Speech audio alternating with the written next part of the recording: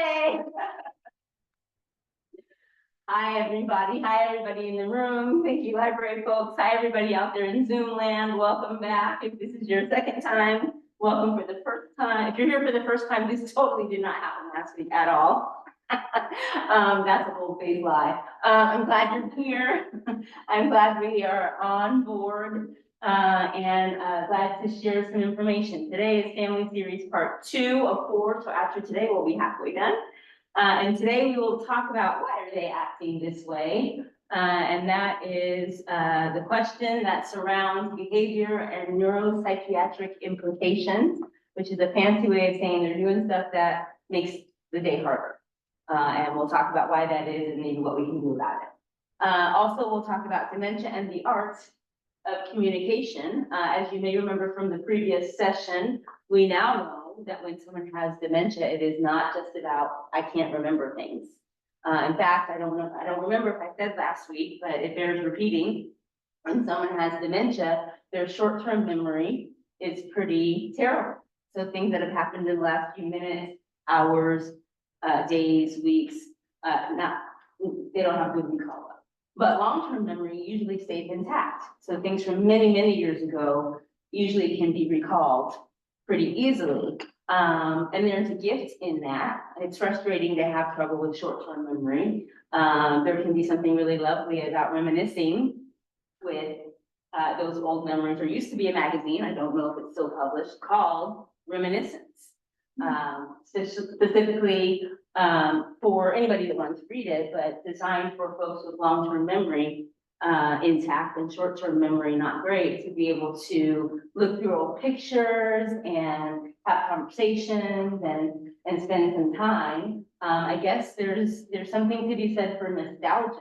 You know, anymore you can watch any old TV show, right? You can pull it up on your favorite website. You can get DVDs. There's even a channel if you have just free TV. I think it's called Me TV and Antenna TV. There are 2 or 3 channels, and you can watch reruns of stuff you watched the first time around, and it's really something when you find the shows of your childhood and you think, now why is this on the Oldies channel?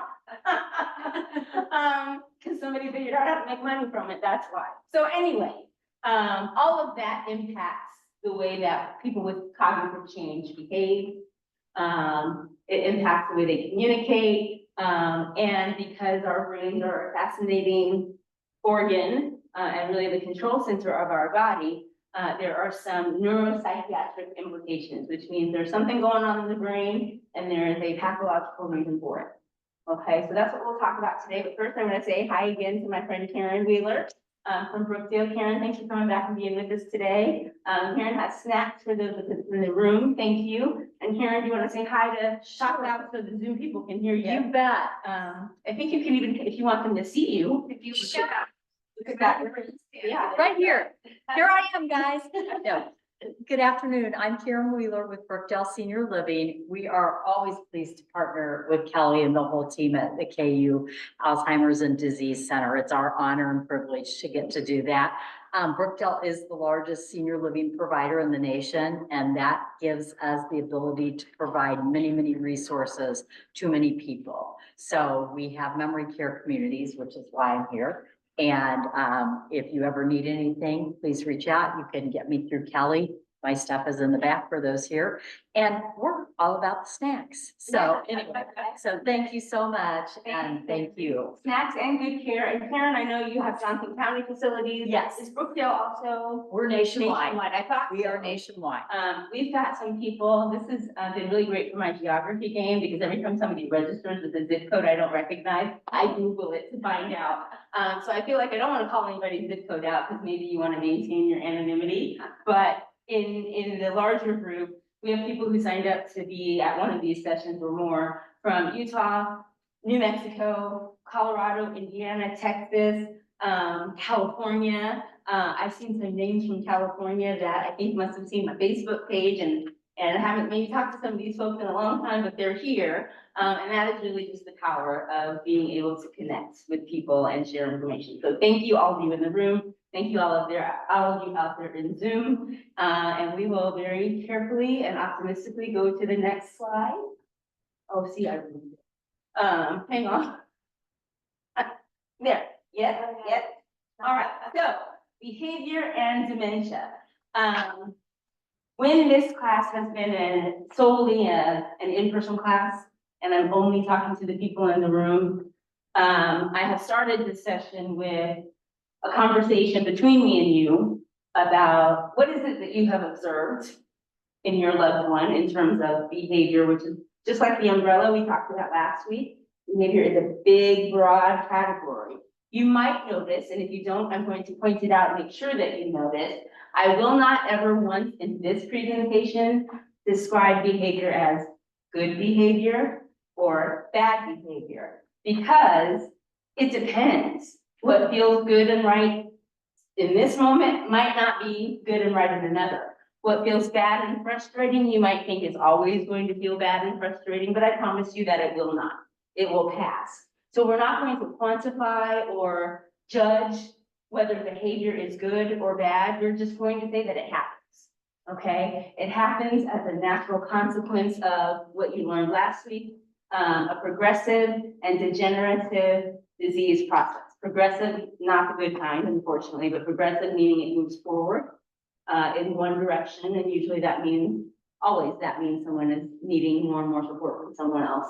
And degenerative meaning things get worse over time. I'm a social worker by education. I'm a KU social worker by education, and one of the most valuable things about my KU education is that we were taught the strengths perspective. And that means we look for what's working well for a person or a system or a community or whatever it is we're observing. And that is why I shy away from describing behavior as good or bad. It just is. So this is not going to be a list of all the terrible things that might happen. It might feel like that sometimes, but that's not the intent. The intent is to talk about what have you observed. And I realize it just was a hypocrite because it says on the screen what are positive behaviors and what are challenging behaviors. But I promise I mean what feels good about what's happening, what feels challenging, not this person is behaving badly or this is a bad person, and so on and so forth.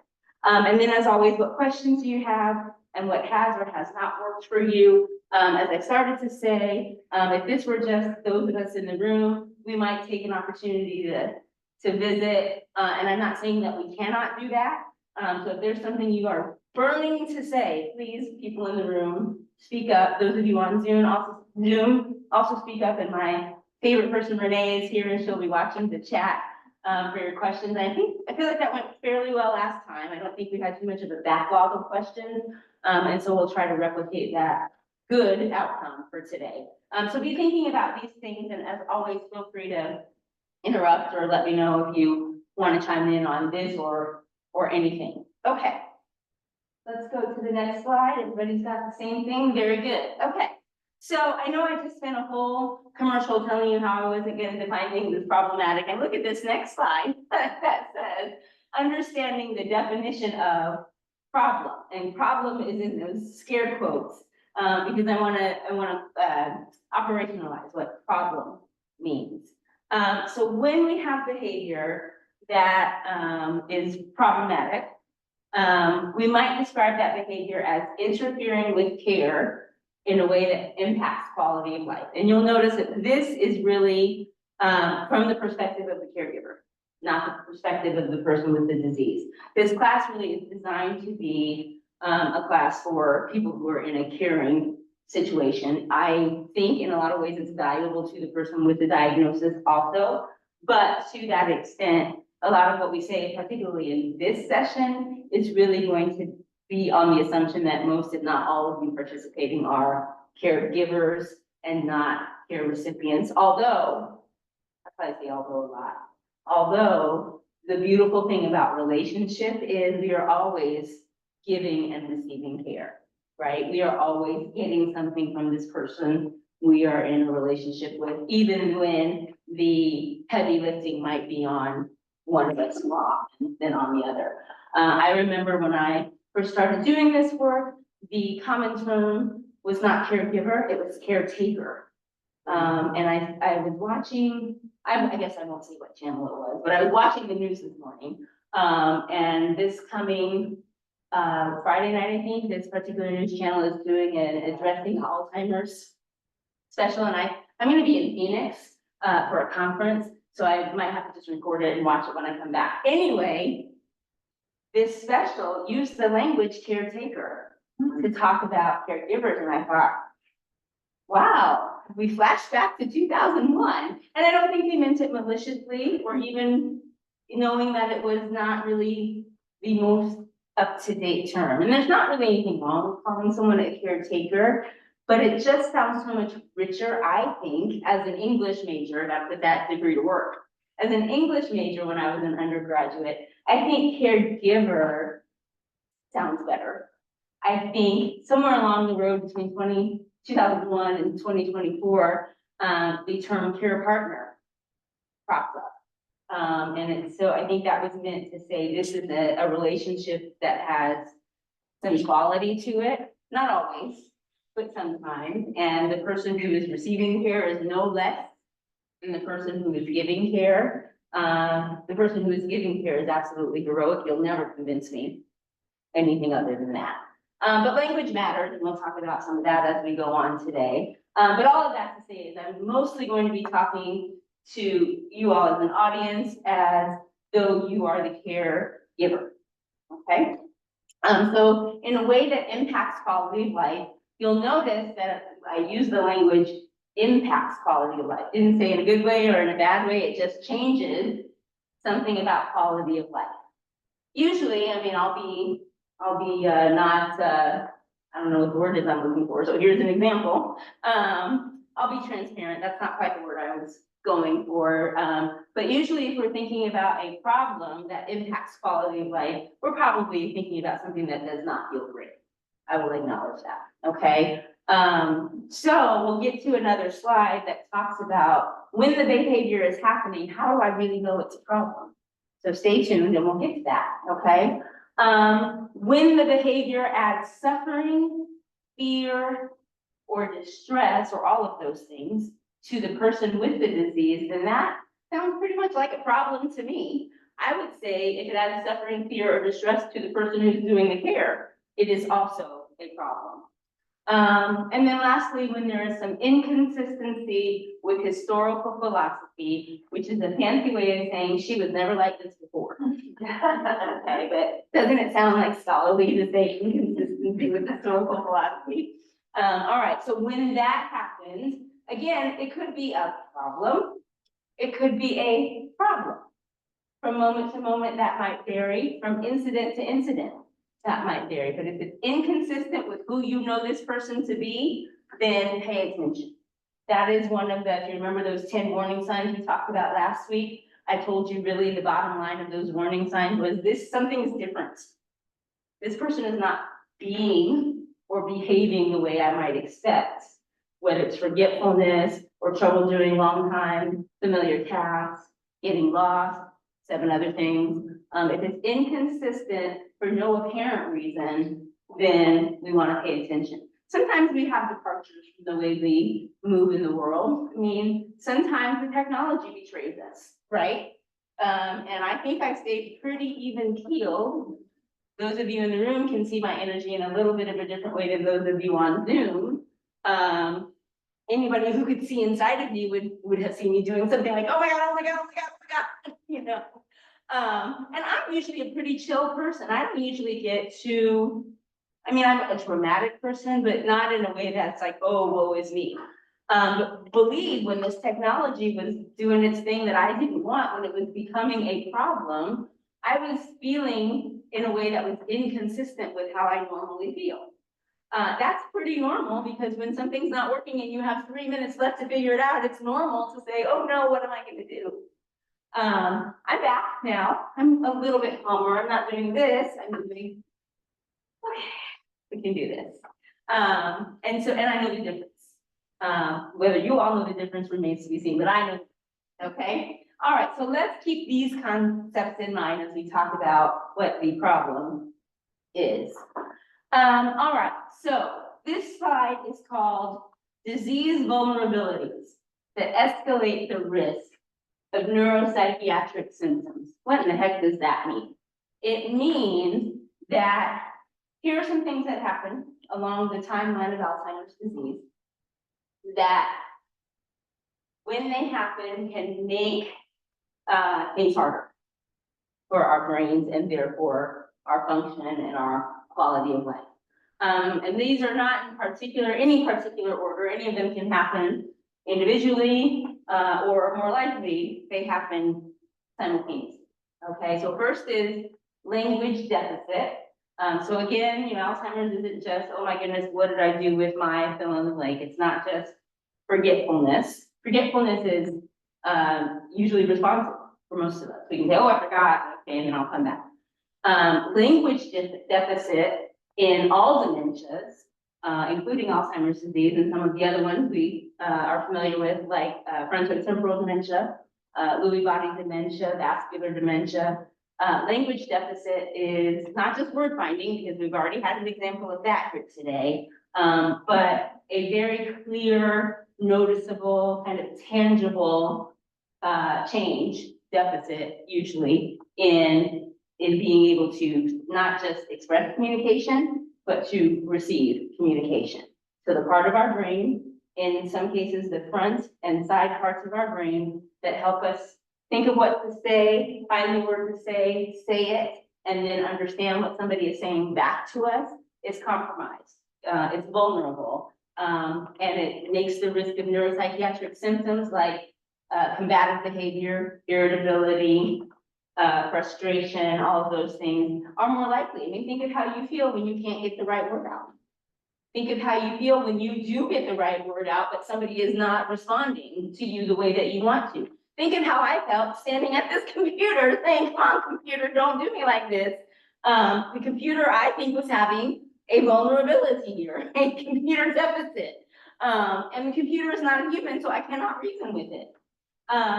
You might find that it's harder to reason with your loved one with a dementia, because of exactly what we see on the screen here. Next, we have disinhibition. And disinhibition means having a lack of filter. We have some coffee drinkers here, right? Everybody understands basically the process of how coffee works. Is there anybody that does not know what you have to do to make coffee? Don't worry if you don't. But if you do, then this is gonna make more sense, right? And these days, right, let me walk that back a little bit. Full disclosure, the coffee that I get most often comes out of the machine at Quick Trip.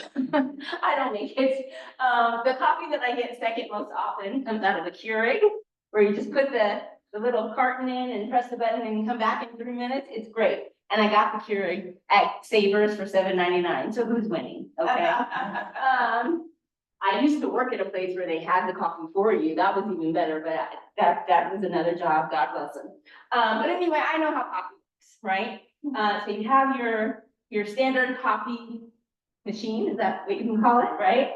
And and you have your coffee of choice, right? And if you're real fancy, you have a grinder, right? And you grind it yourself, and maybe you get your kicks that way. But anyway, you have some ground coffee, right?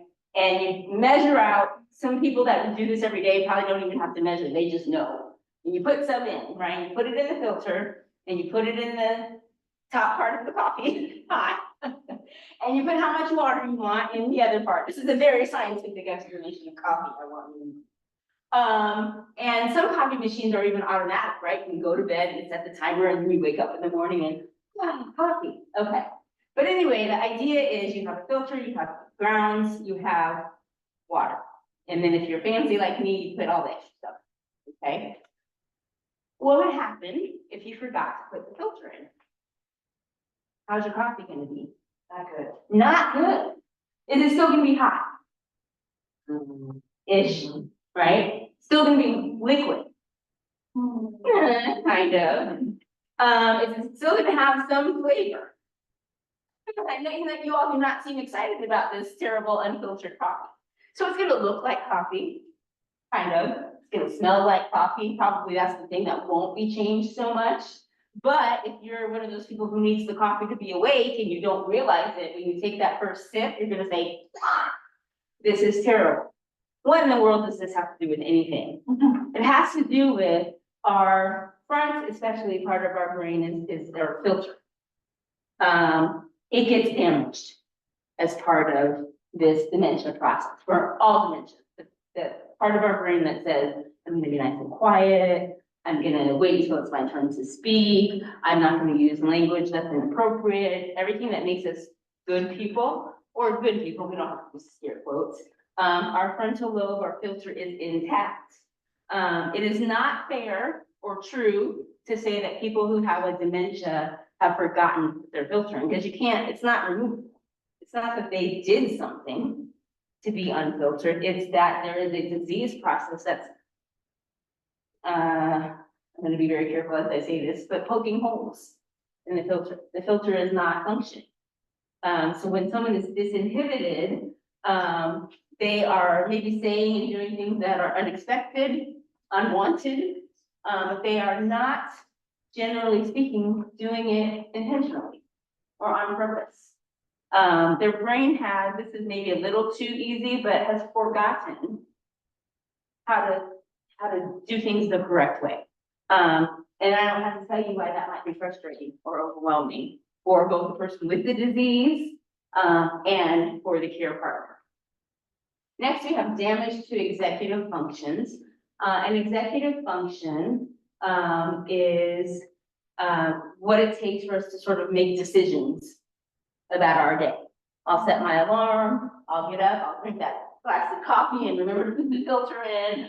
I will read the newspaper, I'll take my shower, I'll eat breakfast, I'll do whatever it is that makes up my day. And for a lot of us, that has become pretty routine, pretty automatic. We can kind of go about our day without having to put a lot of intent behind what it is we have to do. There's also a bazillion-dollar industry on whatever device you have. Your cell phone, your tablet, your computer, your watch even, that if that is a challenge for you, it will beep and boop and wave at you to say, listen, you need to go do this thing. So if you have challenges with executive function, never fear. You can rely on a device to help you. I both love and kind of loathe on my phone when I have something on my calendar that says, you know, this event starts at 4 o'clock and I have the address on it.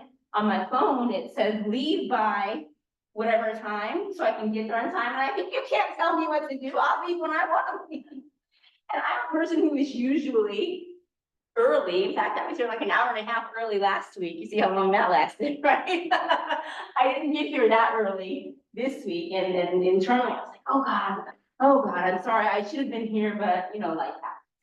So anyway, executive function gets damaged as part of this dementia process. That decision-making capacity, that sort of logistical thing that says, well, since my phone said leave by 2:30, I better be in the car by 2:27, which means I better be out of the door by 2:24, et cetera, et cetera. This makes perfect sense to me. I'm not going to out anybody, but he's not here or on the Zoom. My gentleman friend is very bad at this. Very, very bad.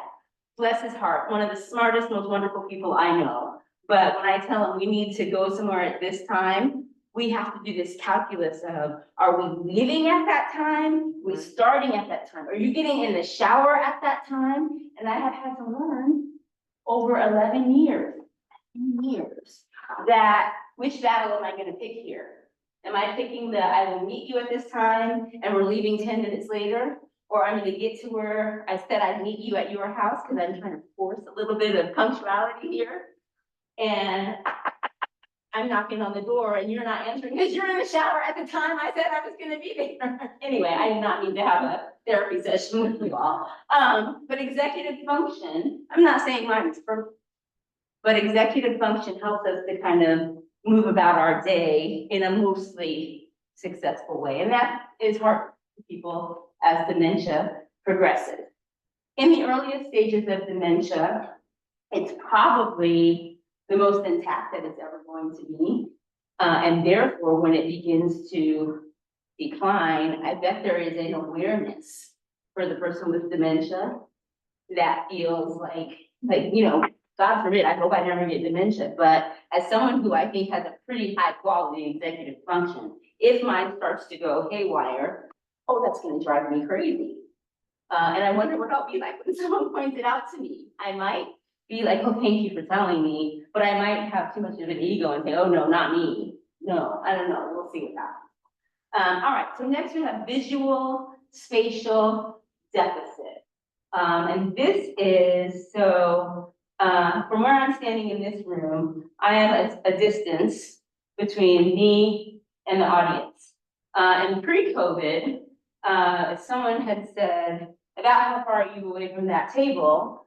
Might I have thought 6 feet? I don't know, 6 feet didn't mean anything to me. 6 feet under, right, is where you bury a body. But 6 feet between me and something else was, I don't know what that even means, right? Post or during COVID, I mean, I'm about 5 foot tall. If I lie down, I will be not quite to that table. So that's probably about 6 feet, right? Everybody just agree with me. That's probably about 6 feet. And that was the rubric, right, that we all had to learn during this time when we were supposed to be far apart. And I love you all in the room. You two are pretty close, but everybody in the room is kind of spread out. There's plenty of room in here because all you people think Zoom is so cool. And I do too. I think it's great that people are on Zoom. But anyway, the point I'm making is I can stand here and kind of calculate the distance between here and there. So I am not at all going to come stand right here, because that probably would make you feel uncomfortable, right? It's okay to say this. I'm not going to do it anymore, right? The person who has dementia is going to have a harder time making that calculation. I think, y'all remember my 2 grandmothers. I am so glad that they did not live through COVID. They would have been ornery. They would have resisted. I don't know that masks would have stayed on. I don't know that they would have understood 6 feet. You know, we've got to keep our distance, and why can't we go out, and why can't we do all these things because the world has changed? That would have been absolutely difficult, not least of which because having to calculate how far away something is, how much space does this take up, how much space do I take up, what is that all going to look like, is thrown off as part of this disease process. This is why driving becomes dangerous for people with dementia. Can you imagine driving along and not knowing how much space there is between you and the next car, right? And when insert your map of choice tells you in 500 feet, turn right. Listen, before that GPS, I would not have known how is that soon? Is that a long time from now? I have no idea. And so now I guess one of the gifts of the GPS system is that when she says in 2 miles, I know I have plenty of time, right? But if she says in 250 feet, I better be ready to do whatever it is she says next. It is the worst thing to be listening to good music or an audiobook and then she interrupts. I hate it so much. I hate it. And I say, oh goodness, now I'm gonna have to rewind or start the song over or whatever. But I have an executive function and an intact brain that says, okay, I can respond to that. People who have progressive dementia are going to have a harder time with that. Next, we have emotional lability. Lability means up and down, like a seesaw. High mood, low mood, frustrated mood, jovial mood, often changing very rapidly. And when we add the tag of emotion in front of it, we see cheerfulness and laughter together. We might say that somebody had a personality that was labile pre-dementia, in which case maybe it's hard to detect as dementia progresses. We might have had someone who was, like I described myself, pretty easygoing, although I also caught to being kind of a dramatic person too, so who knows what will happen. But when someone is emotionally labile, especially as part of a dementia diagnosis, that is going to increase the risk of some of that frustration and irritability that makes you say, oh, today is a hard one, okay? And then finally, because of any one or all of those things, we have a high risk of depression. So depression, of course, you all know, is not just about being sad, although that can be part of it. Depression is a diagnosis, just like Alzheimer's disease is a diagnosis, mental health concern. And when you are having all of these deficits and these vulnerabilities, as part of a disease process, it is not surprising that depression enters the room. Are people more likely to have Alzheimer's disease because they are depressed? Maybe. Are people more likely to be depressed because they have Alzheimer's disease? Either one of those, either two sides of that coin can be true. All right, so here are some more things that make us vulnerable. A loss of noise filter. So if I shut my trap for just a moment in the room, we'll see it's pretty quiet in here. You hear a pin drop, right? Oh, I just kicked this. Did y'all hear that? I kicked this little thing on the floor. The temperature in here feels really great to me. I don't know if this library just has a really amazing HVAC system. I can't tell if there's like air conditioning happening or what, but I don't hear anything, right? I don't hear a fan. I don't hear, you have really cool lights. I think fluorescent lights are probably like illegal now, right? But you know, fluorescent lights that kind of hum and buzz. I don't hear that. Kind of like white noise. Kind of like white noise, right? So if we could hear, I'm almost annoyed that we can't hear anything because now this example is not as clear to you. But we can't really hear any background noise, and even if we could, we can mostly tune it out. So, oh, that's an air conditioning. What would happen if a fire truck went screaming down 10th Street right now? We probably would all minimally say, oh, and I even have this sort of autonomic response when I hear a fire truck, see sirens and ambulance, anything that's like emergency. I'm not even Catholic, but I made a sign of the cross as a way to just sort of say, oh, I hope everything is all right. And then I go back to my book that was interrupted by that loud noise. I go back to what I was doing. So I can do that, we can do that, because we are not experiencing a dementia process. People who have dementia will have a harder time tuning out other noises, which is why focus is disrupted sometimes. This is not true of all people with dementia. This is not necessarily true even for all stages of dementia. Late stage dementia, it probably is, I'm not worried about any noise, just, you know, give me something to eat, let me sleep, which sounds awesome. Early stage dementia, again, is probably when this might feel most heavy because I'm aware that I'm having a harder time in a way that I might not be later on down the line. Loss of a directional map, sort of your innate sense of, I was gonna try to impress you and say, I bet I am facing, but I can't see enough. Windows are closed. I don't have enough information to tell you if I'm facing north, south, east, or west, but if we were outside, I could. I am, like, that is one of my talents. I have a very good sense of where I am. I'm very proud of that. You're doing help us. Yeah, even, oh, I love that. I grew up in California, in Los Angeles, I know, right? How could anybody be so lucky? And so the beach, I remember I would be like, I was in maybe kindergarten or something, and my mom, hey, Mom, what are we gonna do today? And my mom worked for the school district, so when I was out of school, she was out of school, great. So we would always go on these great adventures. And so I remember more than one time she'd say, we're gonna go to the beach today.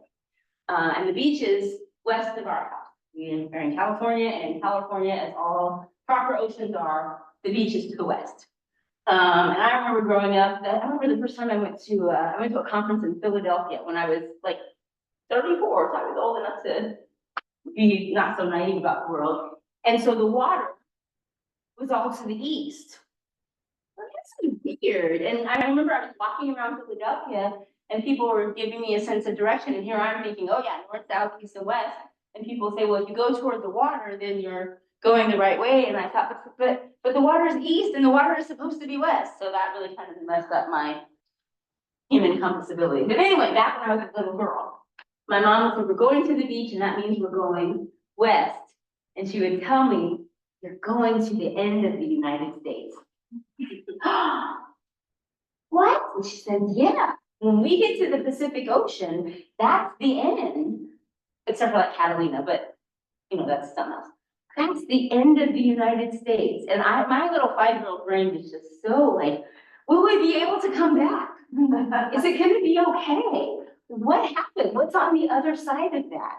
And maybe that was the beginnings of my inner compass of knowing I'm facing north, south, east, or west. Anyway, all of that is to say that that skill becomes more challenging for people. And not just north, south, east, west, because there are some of you out there who, if I tell you turn north or east, you'd say, what? Please just tell me to turn at the, the corner where the red barn is, or, in small towns, you don't give street directions, you just say, where the Johnsons used to live. So some people never have a particularly strong sense of direction. People who have dementia might be challenged by that, even in their own house. You'd think that long-term memory would kind of help out, but they might be imagining that house they've lived in for 50 years time as it was 50 years ago. And it's not necessarily the same. And so it doesn't feel familiar. All right, so then we also see a decreasing access to historical coping strategies. So what I used to do about my map doesn't work for me so well anymore. My house, I used to remember that the bathroom was the third door on the right, and I'm having a harder time with that. So being able to kind of get over that is harder. And once again, that might be more obvious earlier in the disease process as opposed to later. Damage to the sleep and wake regulator of the brain. Remember, our brain is not just, to hold our head up.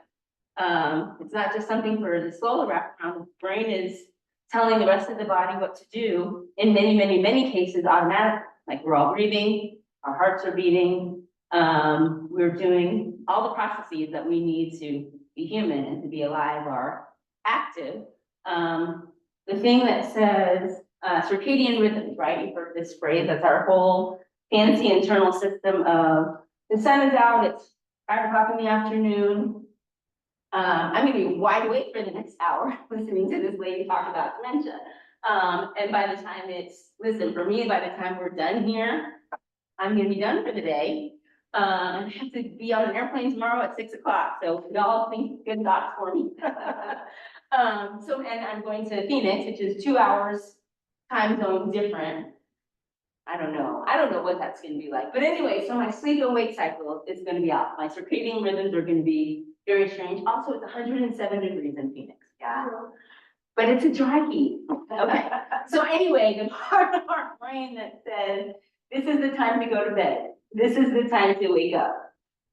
Topsy-turvy as part of this disease process. In some cases, that means we have people sleeping more than normal. And in some cases, we take advantage of that. We say, okay, let's all get some rest, right? In some circumstances, that means people are sleeping less than we might want them to. And that's not as much fun. We can't take as much advantage of that, but know that that's a part of this process. And then lastly, environmental misperception. So it feels, like I said, pretty comfortable in here to me right now. I feel a little warm because I'm doing a lot of work here. So I feel a little warm, but I feel like it feels fairly comfortable. And here's another glimpse into my fascinating life. When I was getting dressed this morning, I have to wear at least 3 colors, really, 2 or 3 colors at one time. I was trying to figure out what am I gonna wear. I gotta look presentable, I gotta be cool. I mean, like temperature wise. I wanted to wear this particular color combination because when I leave here, unless I decide I'm just done and I'm going home, which is a possibility, I'm supposed to meet up with some of my sororities. And our sorority colors are pink and green. So I wanted to, have something pink and green. And you all will not be surprised when I tell you that that made the decision of what to wear more complicated because I have a lot of clothing. And so this is my second outfit of today, because the first one I put on and I was kind of rambling around my house. And I have an old house. My house is 110 years old. And I have air conditioning that works okay, but not great. And I have a big house with a lot of space. And whenever it was designed and built, nobody was thinking about air conditioning. So my air conditioner works pretty well, but not as great. And I put this other outfit on and I thought, oh no, there is no way I'm gonna make it today. Why am I telling you that? Because I have the ability to say, I'm too warm, I'm too cool, I'm whatever it is. We often see folks with progressing dementia who cannot tell that they are too warm or too cool. And to give you a very clear example of why that is a problem, you know, we are experiencing, it's over 90 degrees here in Kansas City. You go outside and you're gonna think, oh my goodness, I gotta go back inside the library. Someone who has dementia might have a lot of those. Because they are not perceiving that it's 94 degrees outside, and that's obviously problematic. You know why that is not a great idea. Same on the other end of the spectrum, in the dead of winter, somebody doesn't put enough clothing on and they go outside and it's being Kansas City, it's 2 degrees outside. Also being Kansas City, just wait a few minutes and it'll be different. And I will tell you, California for life, I promise you, but it is cool to see 4 seasons, I will tell you, and to see that change. And I did not ever appreciate that growing up in California, because we have 1 season, basically, 1 awesome season. And so I moved to Kansas City 30 years ago and I learned, you know, I learned why spring break was so important. I had no idea why people would be so excited that it was spring. And the fall colors, we won't talk about winter because I'm not over that yet. But anyway, I have this perception that can adjust to the environment around me. That's harder for someone with dementia. Okay, so real quick, all these things that I say can happen as part of the disease process. Those things happening make any one of these things on your screen here.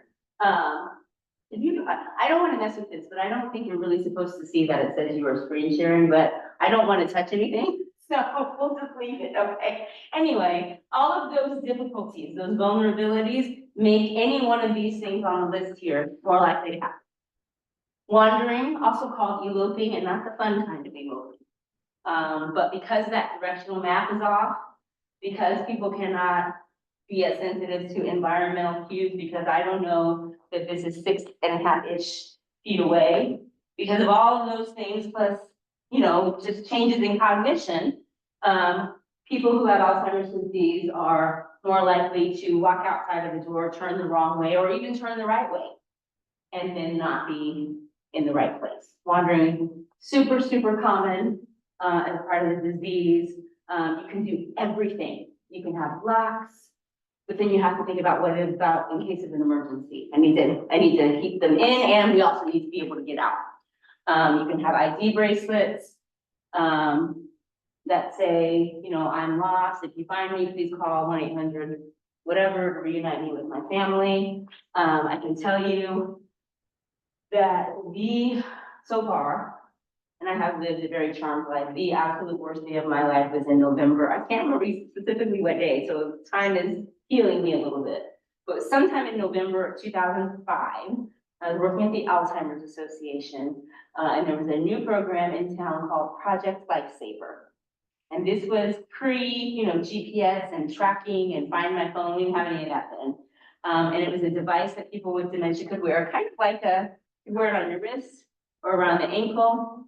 And in the event that somebody wandered and got away, we could use this device to track them and bring them home. And it had a pretty good success rate. How do I know it had a success rate? Because at the Alzheimer's Association, we partnered with the City of Raytown Police Department to test this device. And so we went out on a terrible day in November of 2005. We went out to Raytown. If you were anywhere on like 63rd Street or Raytown Road on that day in November, we were out there. It was terrible weather. It was snowing and icing, and the police were super excited. They said, oh yeah, this is a good day to do it, because people don't disappear and wander when it's pretty outside. Of course they don't. I mean, they do. They do all in lots of circumstances, but of course they're going to go out when the weather is terrible. So let's go practice on this day. And in order to get certified as a Project Lifesaver specialist, I had to go out and practice. I had to practice getting lost, so I know what that was like. I had to practice looking and finding. We had dogs, and they were very excited.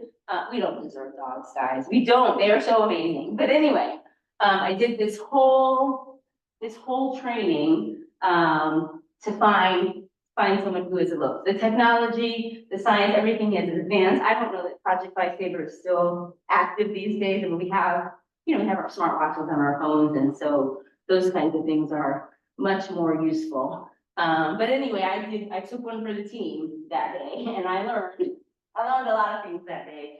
I learned that in the event someone goes missing, I need to be the one that stays home and makes the coffee and answers the phone, not the one that's outside in the ice and the snow. And thank you to all the first responders who do that and who are really great about it. And I will tell you, I'll probably tell you this again, so forgive me, but I'll tell you one good tip that I learned from that. If you have someone at your, anywhere, that might get away from you, that might wander and get lost, what you should do, hopefully that won't happen. But in something of an expectation that that might happen, have them wear a t-shirt for a whole day. And at the end of the day, or whenever you next change their clothes, take that piece of clothing and put it in a Ziploc bag, like a gallon size or whatever size will fit. Ziploc bag and close it up real good and put it in the back of your freezer. And then the scent will be preserved. So if you need it, the dog, the search team will be able to use it. I hope you never have to do that, but I saw it once. Okay, so wandering, we could have a whole class on wandering and eloping. Resistance, big catch-all term for, I want you to do this, well, I don't want to do that. And here we are. Okay, so resistance can be quite common, is quite common as a neuropsychiatric behavior. Violence is another big term that can mean, you know, physically combative behavior. As a social worker, part of my training, whenever I was meeting with the family and doing an assessment, part of the conversation we always had to include was, do you have any weapons? If you do have any weapons, does your person with dementia have access to the weapon? The answer, by the way, is yes, they do, even if you think that they don't. Especially when we are thinking about long-term memory. Oh, dad hasn't touched that gun in 20 years. Yeah. Dad hasn't touched that gun in 20 years. Dad, and I don't mean any mom, dad, whoever. They probably, I'm not saying that that's gonna happen. I'm saying you gotta be prepared for if that happens. And that, you know, if violence occurs, it's probably too simple for me to say, oh, they didn't mean it. Because that's not very comforting in the moment. So they probably didn't mean it. But that doesn't make the injury or the damage or the whatever any easier to manage. So know that violence is absolutely a behavior. I feel pretty confident in saying that. That's one of the bad ones that we don't want to encourage. Sexually inappropriate behavior. And interesting, I will point out to you that the word inappropriate is in there. What if I had just said sexual behavior? And maybe some of you are cringing like, oh God, do we have to talk about this? Yes, we do. Because it is a thing that happens. I mean, it is, you know, in our very fountain of youth-based society, we are not prepared for, we are not good at talking about sexuality across the lifespan. I think a lot of us would probably say, I'll speak just for me, but we probably would say, maybe sexuality isn't as important for a young kid. They should just be kids doing kid things. But as we grow up and we get to puberty and we get to young adulthood and middle age, and then we get to being over 60, it's kind of like we revert back to, oh, kids don't need to do that. Neither does grandma need to do that. Well, grandma did do it, or else guess what? You wouldn't be here, okay?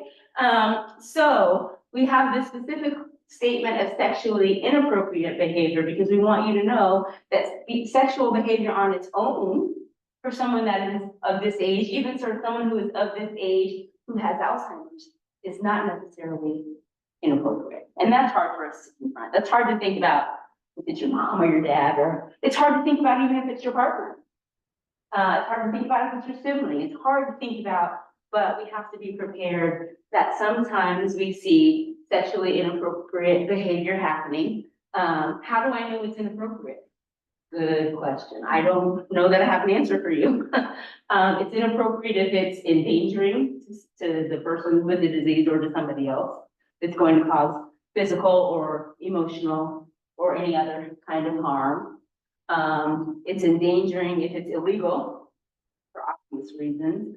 I've heard lots of stories about people who move to long-term care settings because of the dementia diagnosis, and who find partners, find new sexual partners at the long-term care facility.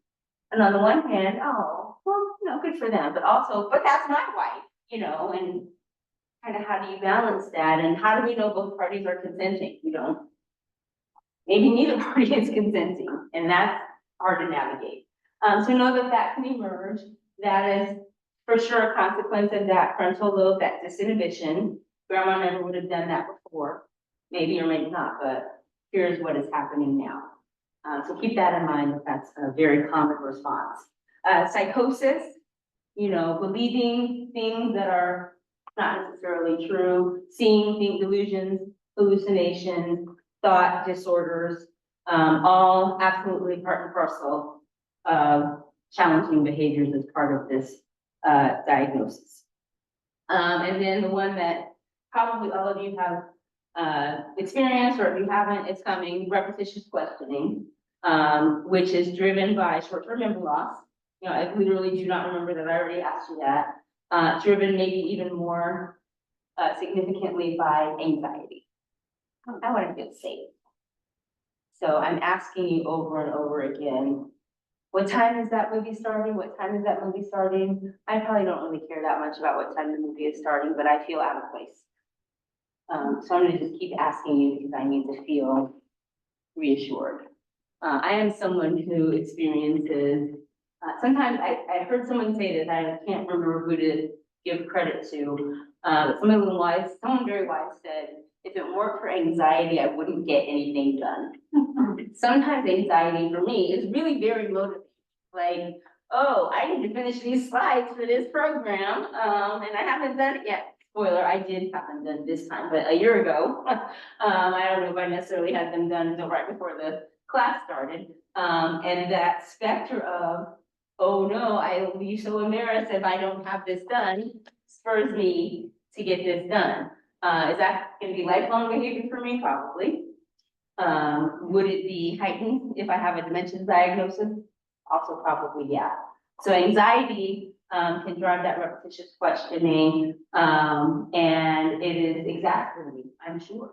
Have to answer the same question over and over and over again. And you're allowed to be annoyed by that. I give you permission. I bless you, all of you with the capacity to say, oh no, this is driving me crazy. And I don't know how to tell you how to make it stop. I don't. But know that it is part of a disease process. And then continual yelling is also probably driven by anxiety, by fear, by lack of filter, by the part of our brain that says we don't yell at people except for when we do. And when it's continual, that's another vulnerability of the disease process.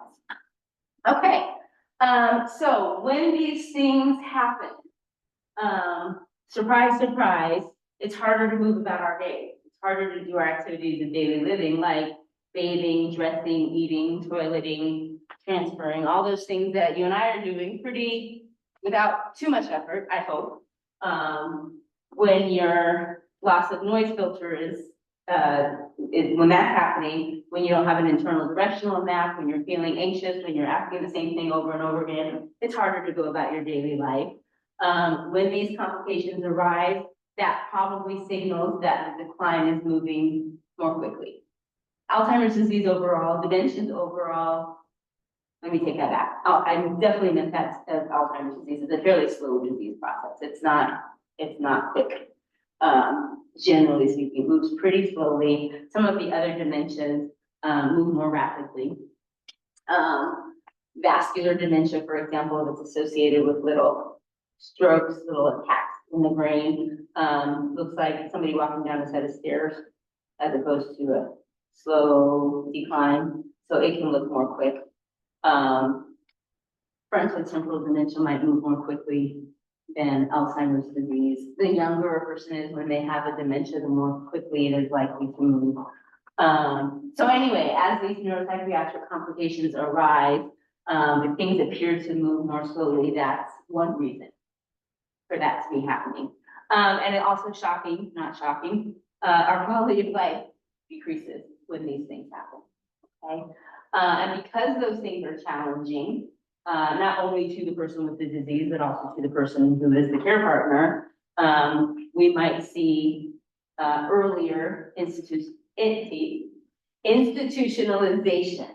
And I'll put a star by earlier, because when we use that word early, remember like last week we talked about, we don't say early on, I think that was in this group, right? Early onset, as though there's some magic time when you're supposed to get Alzheimer's, no. So earlier institutionalization, there's not a certain day, like day 365, now it's time to put my loved one in a long-term care facility. That is so subjective. It might be easier if it were object. It might be easier if we knew that based on the number of times we turn the calendar, now it's time for this to happen, but that's not how this works. But when we see those complications and behaviors in someone with dementia, people very often, and I'm not judging, say it's time to place. It's time for somebody else to assume this role, and that's okay. Do you know people age 65 and more in the United States?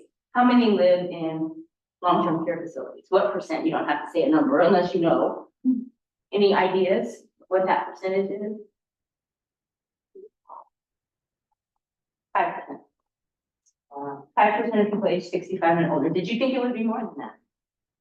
Good, I thought you would think that. Yeah, so the assumption, the stereotype is that we've got nursing homes across the country just full of old people living there. And that is not, 5% is, I mean, that's still 5%, I guess. It's not a small number. 5% of how many people are in this country? 300 million?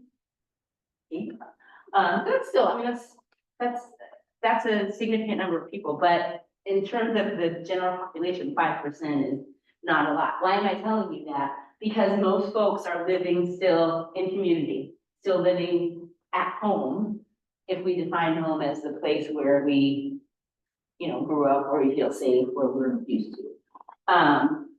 So we see earlier institutionalization because all of these challenges become more than we can handle. And because we see earlier institutionalization because people are having a harder time, we also see an increased number of evictions. Yes, people can be evicted from long-term care facilities. That's hard. It's hard on the person, hard on the caregiver, even hard on the facility, although they're the lowest on my list for you to worry about. They will be okay. Karen's not here, so I can say that in the room. If it gets hard to say, this just is not working anymore. It's one thing for a family to say, oh, I don't think mom can be there anymore, and we'll make the decision to make a change. I think it must be exponentially harder for a facility to have to say, yeah, she can't be, or he can't be, or they can't be here anymore. That's hard. Or even can't be here, but you gotta go somewhere else. A move. I mean, moving is the worst. No matter where you move, it's absolutely horrible. Even if you are completely of sound mind and, you can bend your knees and move boxes, moving is terrible. Imagine that being complicated by dementia. Okay. No surprise, when we have neuropsychiatric complications, it costs us more money. Long-term care placement is already outrageously expensive. Why are there only 5% of people living in long-term care? Ding, ding, ding. That's why. Probably a lot more of us would be using long-term care settings if we could afford it. But we can't. I mean, nobody can except for the super rich people, and they don't have to. Okay. These complications, let me see if I can move this. I'm going to be very careful because I don't know what it says under there, are more closely correlated to caregiver burden than cognition or functional capacity. So what does that mean? That the person is declining in terms of their capacity, like needing more help with eating or bathing or dressing, that's hard. It's not as hard as being violent or combative or wandering and eloping. It's not as hard as all of that. A lot of us might say, oh yeah, I can help mom eat. I can help dad take a bath, even though I don't want to help dad take a bath. That's so weird. A lot of us will buck up or we'll hire somebody. A great solution, and this is my privilege talking, but a great solution a lot of times for caregiver difficulties is throw some money at it. If you can, do it. It is okay. It is okay to ask for help or to pay somebody for help. You are not, nobody's gonna take your cape away if you say, take this money and please help me with this. Okay, so The caregivers tend to feel more burdened by these internal brain troubles that look like difficulty, like violence, like eloping, et cetera, than some of our other capacities. Not surprisingly, when we have all of this happening in our person with dementia, caregivers are more likely to have their own mental health challenges, in particular depression. And all of that can result in earlier death. And again, with earlier, I mean, none of us knows the time or the place, right? But earlier than we might have come to end of life otherwise because of all of these things that are happening. Renee, are we doing okay with the chat? Great, thank you. So here's some things that we say. I might have even said that, them. I probably have said all of these things. What keeps us from intervening? What keeps us from asking for help? Oh, it's just part of the disease. I'm pretty sure I probably have said that today. What do you expect? And that's not fair, not helpful. It is something we say to make ourselves or somebody else that we care about feel better. And it is part of the disease, or at least let me back around that. When these things happen, easy for me to say, it is, I don't want to put too much of a burden on it. It can be useful to remember that this person probably would not have behaved this way if not for this disease process. I don't know how comforting that is when it's 3 o'clock in the morning, you just want to go to sleep. But it is part of the disease. That second line says we care for people with the disease, but not for, I don't remember, or issues. Oh, good. Oh, so you don't see that on your screen. Thank you. Okay. But not for those with behavior or, so it's sort of like separating the person from the problem. And you know, I get why we might think or say that. But also this is a person that's got a holistic kind of diagnosis and circumstance and living situation. So we care for, I think we could just stop at, we care for people with the disease. Okay. It's the caregivers that suffer. Yep. Everybody suffers. This disease affects all the branches of the family tree. They don't remember anyway. They don't remember anyway. It feels very dismissive. Very, I mean, I get why people say it, but it's probably not going to be useful for what do we need to do to remedy the situation as much as possible.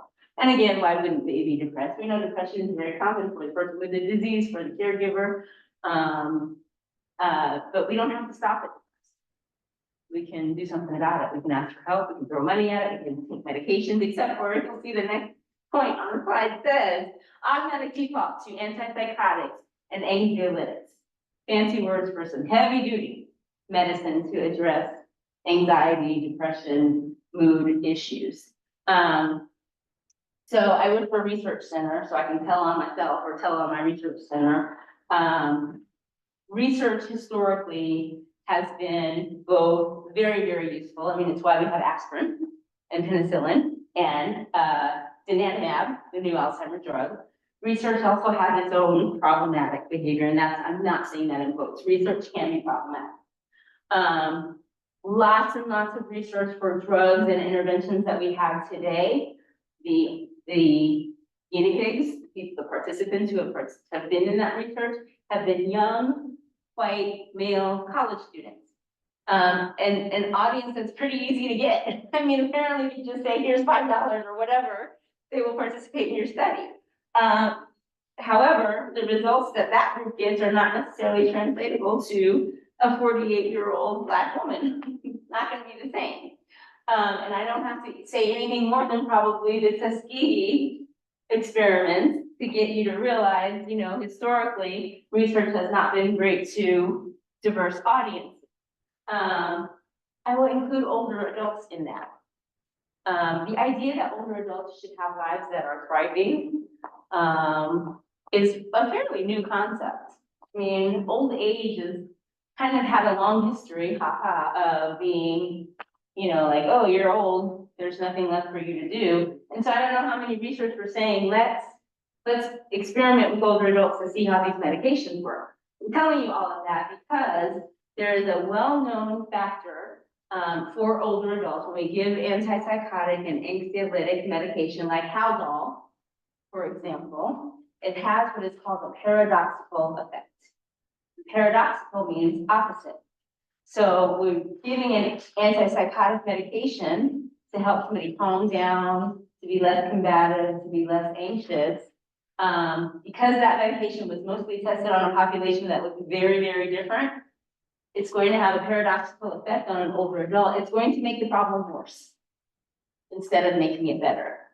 Have you ever watched TV? Yes, right? Have you ever watched TV and you've seen like Grey's Anatomy or ER, one of those hospital shows, and somebody really of any age is, you know, having a hard time, and here comes the doctor and they jab them with, I hope on TV it's just like water, but you know, they jab them and they name like some medicine that you're supposed to recognize, and they say 20 cc's of Haldol. I don't even know if that's right. And then the person just, you know, slumps and falls apart, and you think, oh, this heroic doctor, how wonderful. That's TV for one thing. And for another thing, if you try that on an 87-year-old person with Alzheimer's disease, you're probably not gonna get quiet and calm. You're probably gonna get, what? Which is a completely appropriate response to somebody stabbing you in the arm with a syringe. So we wanna be careful with that. That is an outcome that happens quite frequently with older adults and those kind of medications. So we don't necessarily want to jump to that because it's known to be problematic. You know, when you watch TV and they have the commercials for whatever drug, and the guy at the end talks real fast about all the things that will happen to you, and they're like worse than what you were taking the medicine for in the first place. Listen to one sometimes, because you might, especially that commercial, I feel like that's been out for about a year now, about Alzheimer's and aggression and anxiety. I feel like that guy says, oh, it may cause death or whatever at the end of the commercial. So you gotta be careful with those medications. Okay, so some things we do to intervene, in terms of our environment, we can talk about, you know, fear is driving anxiety and repetition and overwhelm. We can talk about talking to the person, you know, what are you, tell me how you're feeling. This is another easy for me to say, maybe harder to actually do. But what are you feeling? What is this that's making you nervous? What can I do to make you feel better? Renee, can you help me? What does it say under? Emotionalness? Stimulation. I don't think about what I meant by that here for a moment. Let's go to the third one. Balance between capacity and expectation, and that is 100% on you as the caregiver. You might, especially if you are caring for someone with whom you had a relationship where that person was your caregiver, like your mom or your dad. And of course, mom and dad know, they're supposed to know everything. They're not supposed to need you for managing their daily activities. And so you'll have to find that balance between, here's what I think they're capable of, here's what I expect to happen, here's what is actually going to happen. So we think about activities, and our next session, number 3, is going to be more specifically focused on things we can do to, so this is kind of like a keep you in suspense. Things to do that will be engaging and meaningful, and will address our physical, mental, and spiritual needs. So that's kind of a broad outline of what we want to think about when we think about what am I going to do about this situation. Okay, so we've got communication and we've got negotiation of family reactivity. So that puts the onus on the other people around the situation, because hopefully you're not doing this by yourself. Hopefully you're not the only one trying to manage some of this behavior, but how is the family going to respond to it? One person is going to sit with the person and help them calm down. Another person is going to go make some tea. A third person is going to go find the dog or the cat to pet and bring down some of that anxiety. Everybody's going to have their role. And that's something you want to always be in conversation about. As to the extent possible, you want to slow down. Everything does not have to happen right away. You do not have to be in a hurry. Think about, take the temperature of how quickly do we need to move throughout this day. We put a high priority in our world on go, go, go, go, go. That becomes less important. Or should become less important, as part of your caregiving role. And you want to look at integrating verbal and nonverbal security cues. Remember, of course, when I talked about our communication changes, and people have a hard time expressing communication and receiving communication. So we want to think about what it is I'm saying, how I am saying it, what does my face look like as I am saying it. I could say some really choice, inappropriate words to you right now. If I said them with a smile on my face, you probably would laugh, right? You probably say, oh, that Kelly, she's something else, right? But you would know those words are not appropriate to say, because you could filter that out.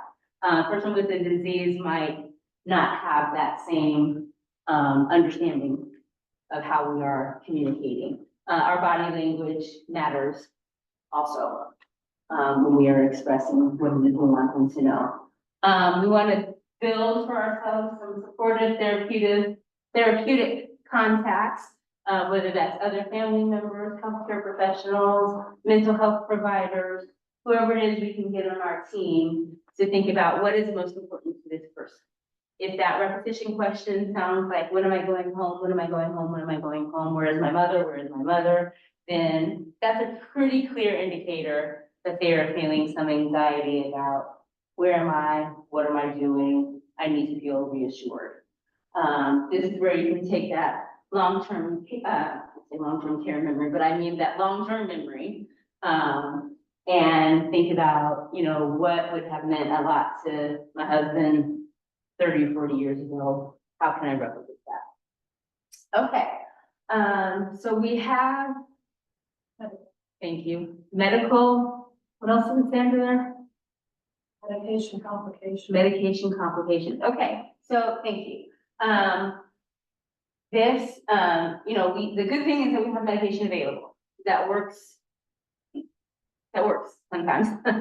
Can help address symptoms, can help reduce anxiety, can help reduce overwhelm. Can help absolutely with pain. Those things can take longer and be more challenging to react in a person with dementia. When we look at psychotropic medication or medication that addresses anxiety and mood and combative behavior, we want to think about dosage. There's a reason that we have varying levels of dosages and frequencies for medication. You don't want to necessarily start with the full dose, 100 milligrams of whatever, right at the beginning. Lots of times we want to titrate and start with the lowest dose that's going to be effective and move up from there as necessary. Think about when we're going to start medication, knowing that any medication we take for anything, with the exception of maybe a pain pill for a headache, it's going to take 30 days for the body to say, oh, something new. There is no such thing as a medication, a psychotropic medication, no matter what you see on TV. There's no such thing as a medication that's going to immediately solve the problem. Especially for something that is meant to address a chronic diagnosis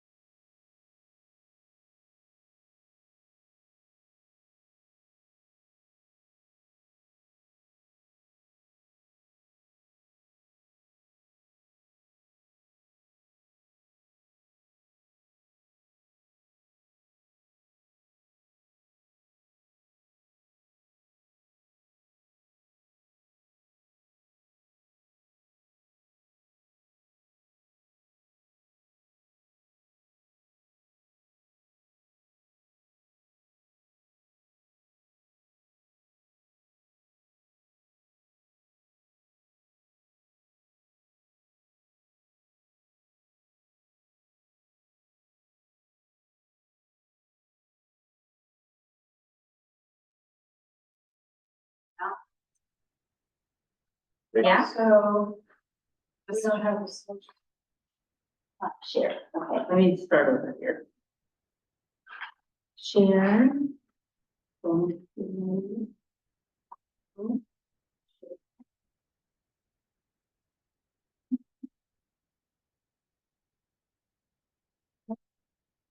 No?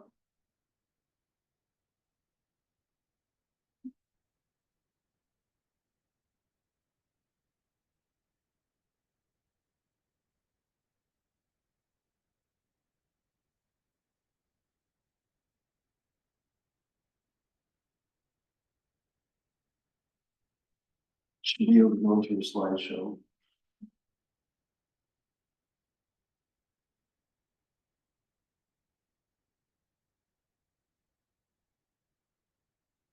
Yeah. Oh, hold on, let me go to what I did before. Now. Yes, okay, good, and now that little box is not in the way, I don't have to. At least it's not, I know. All right, so common medications, that's, you know what, that's not what you see the normal view? Yeah. We'll just go with it, okay. My goodness, okay, common medications prescribed, for, Alzheimer's disease primarily, some of the other dementias also. Memory drugs is the catch-all category for the drugs that are specifically on label for Alzheimer's disease. So your Namenda, your Aricept, your, Exelon, I don't know if Exelon is used as much anymore, but those kind of, earlier classes of drugs that help address a lot of those symptoms that we talked about. The challenging combative behavior, the psychosis, hallucination, delusion, all of that. Those medications are, nearly always better when they are earlier prescribed than later prescribed, because they're gonna be more effective. And if you want to preserve any piece of the personality, the personhood of the disease or capacity, you wanna preserve day one, not day 365 or whatever it is. So you wanna work on, maximizing capacity. Antidepressants, very commonly prescribed, for mood and behavior and for addressing cognitive decline, as well as anti-anxiety medications that help reduce some of that persistent sort of always feeling like, oh, no. Same for antipsychotics and mood stabilizers. Mood stabilizers are also something you want to be careful with because they are purported to help keep people from being labile, from being up and down, and they can keep people down. Or they can just increase the seesaw behavior, but they can be helpful. All right. So when do we need to talk to a geriatric psychiatrist? The geriatric psychiatrist, of course, is someone who practices, I'm gonna say on, but that sounds terrible, practices with, who serves patients who are typically age 60 to 65 or more. And psychiatry, of course, being a medical specialty that deals with neurological brain issues. So when do we want to see a geriatric psychiatrist as opposed to just our family doctor? One, when we have access to one. We don't always have access to one. You all have heard of food deserts, right?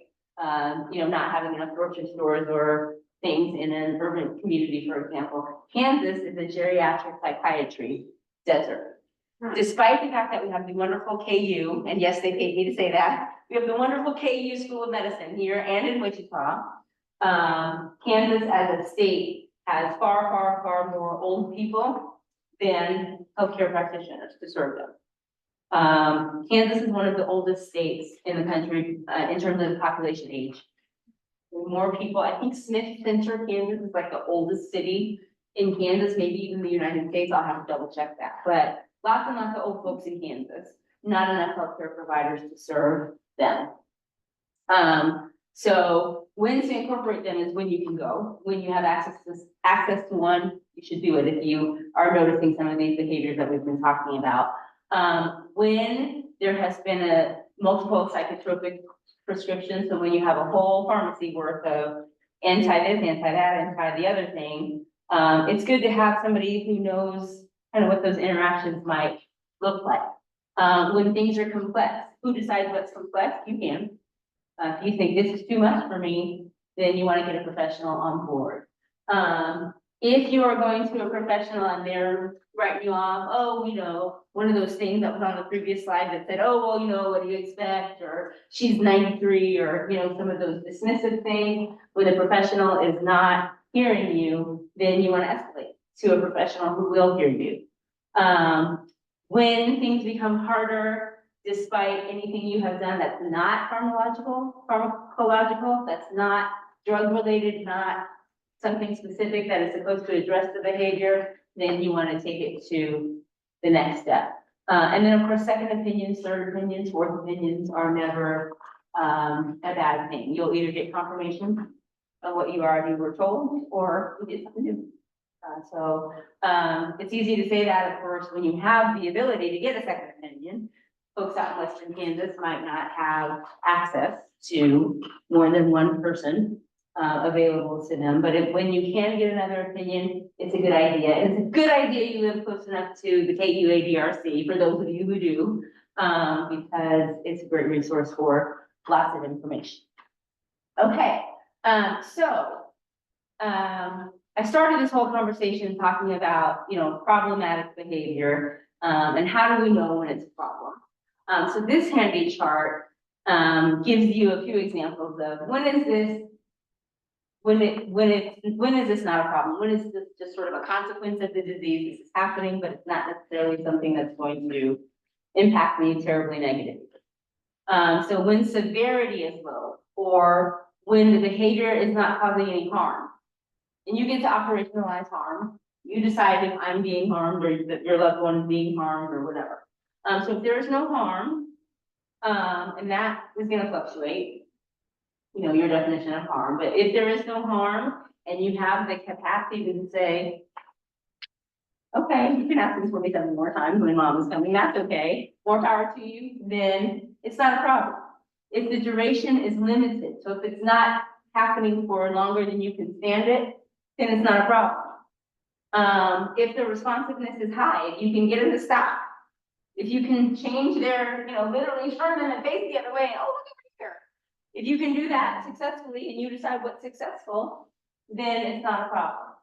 And then if the stress is low, if it's not particularly bothering you, don't go borrowing trouble, as somebody's grandma once said.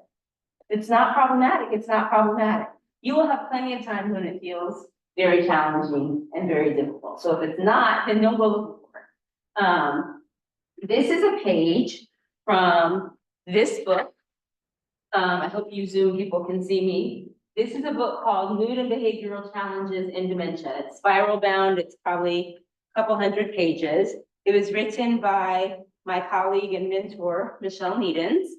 It's been out for a couple of years now. I wish that I could give every one of you one, but I don't today have that capacity. Keep coming back, especially the people in the room, wink, wink, and maybe I'll be able to give you one.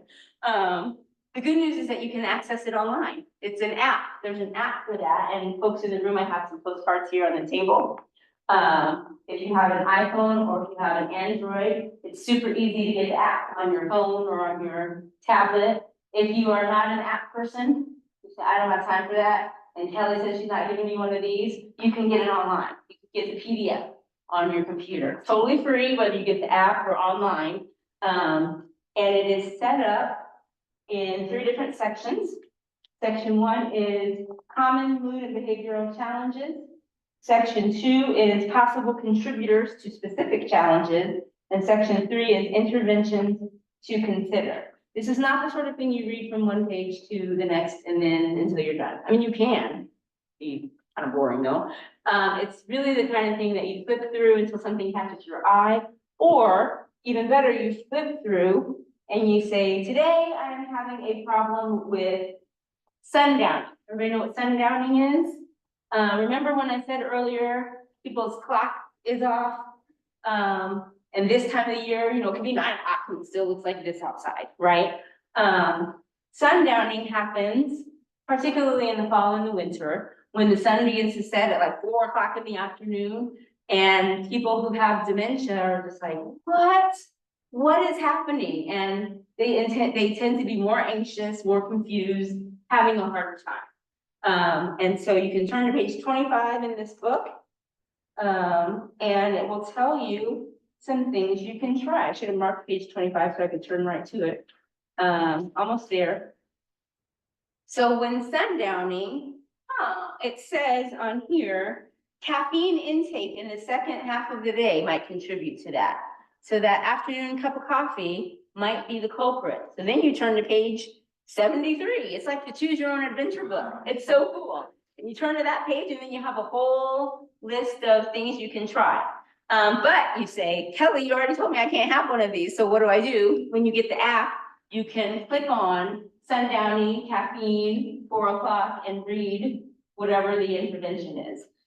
So it's really cool. Again, you don't read it from cover to cover. You can, but you can look up the thing that is giving you trouble. You can do it ahead of time, like nothing's giving me trouble now, but I'm gonna go ahead and look this up. It's pretty well indexed, pretty well organized. So I recommend that you take the postcard. And Zoom people, I will be sending you a PDF of the postcard and the link if you want to get it on your computer. If there's anyone out there who habla español, I'm very excited to tell you we are almost ready with the Spanish version of the app, which is very cool. So that's coming soon. No word on when other languages might be available, but Spanish is coming. So keep that in mind. And let's see, I think my next slide, oh, there's a picture of it for those of you out there who couldn't maybe see that so well on Zoom. So that's what the front cover of it looks like, and it's a pretty handy guide. So when you use this guide, it's a really handy tool for exploring all the things that might be contributing. Some you might have thought of, like it's 4 o'clock during standard time. Some you might not have thought of, like, oh, maybe I shouldn't have that cup of coffee at 3 o'clock in the afternoon. It provides some education. All of you in the sound of my voice here or on Zoom are part of some kind of family network, I presume. And I'm gonna go out on a limb and say that sometimes everybody in the family doesn't agree about what to do. Fair? You don't have to admit it, I know it's true. This can be really helpful when you want to say, Mom is doing this thing that's really hard for me, and I'm having trouble with it, and your brother says, oh, well, you know, you just keep doing it, you're doing a good job. Your brother might not listen to what you have to say. Your brother might not read this book either, but you can try it. This is something for the in-between. This is another way to help. If you, no judgment, if you are the brother, if you are the long distance caregiver that's not helping out with somebody elsewhere, this would be good for you to read. So you can have some understanding for what your other loved one might be going.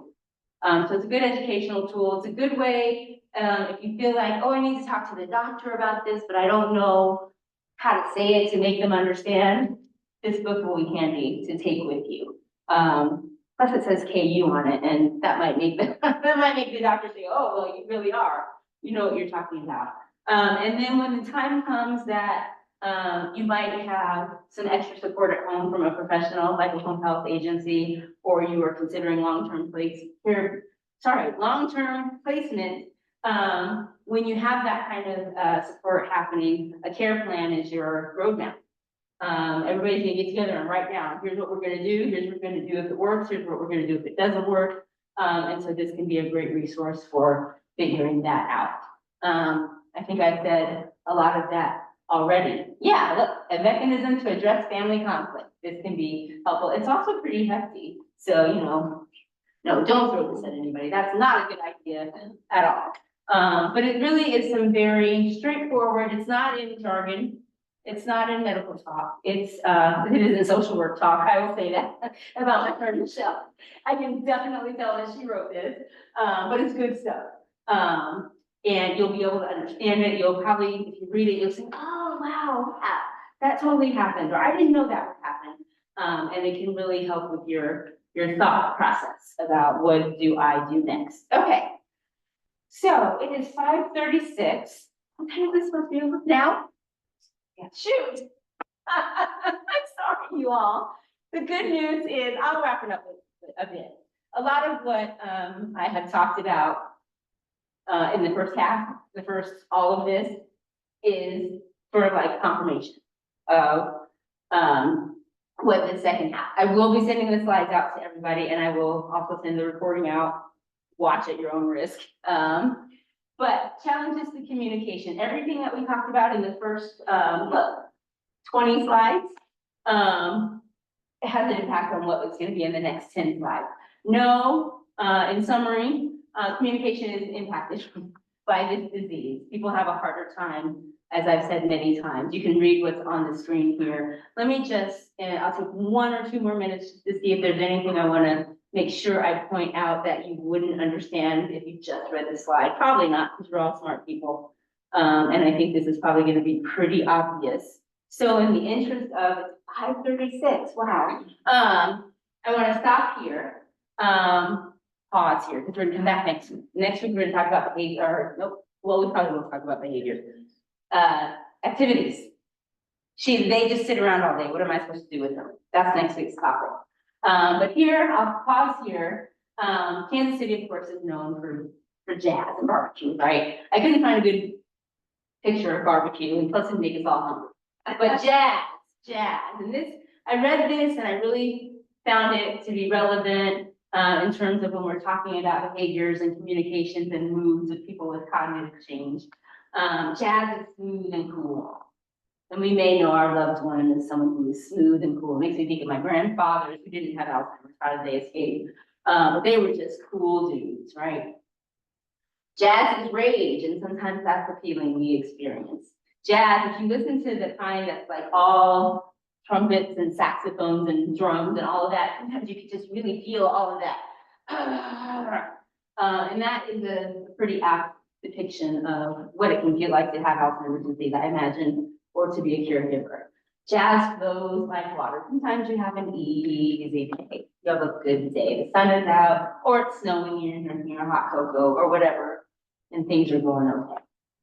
Jazz never seems to begin or end. This is a cyclical, this isn't always diagnosed. Jazz isn't methodical. For every book I have and every PowerPoint slide I have, throw it all out the window sometimes, because your person with Alzheimer's disease is one person. So it's not methodical, it's not easy and smooth, it's not necessarily messy, and you might quibble with that, because it is messy a lot of the times, but there's both. Jazz is a conversation, you give and you take, the difference between caregiving and caretaking. Jazz is the connection and communication between musicians, between people, between family. Jazz is abandon. Take everything I said, take what you can use, throw the rest of it away. And know that you are doing a good job. You are doing the best that you can with the information that you have. And that is all anybody can ever ask or expect. So, people online, sorry about the glitches. I will work on the recording and see if I can't get that out to you.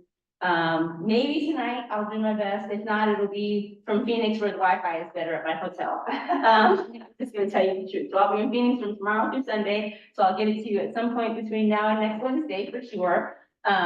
And then I will send you the link. It's the same link as always, but I'll send the link again, for next week. People who came in person, thank you so much. I really appreciate it. Anybody is welcome to come in person. And thank you, library folks. You guys are great. Next week will be July 31st. Oh, wow, crazy. Time flies. I'm having fun. I hope you're having I hope you're not having fun. Okay, so with that, I'm going to stop. Unless there's any questions, I don't see any in the chat. So that's cool. Stop recording. I'll find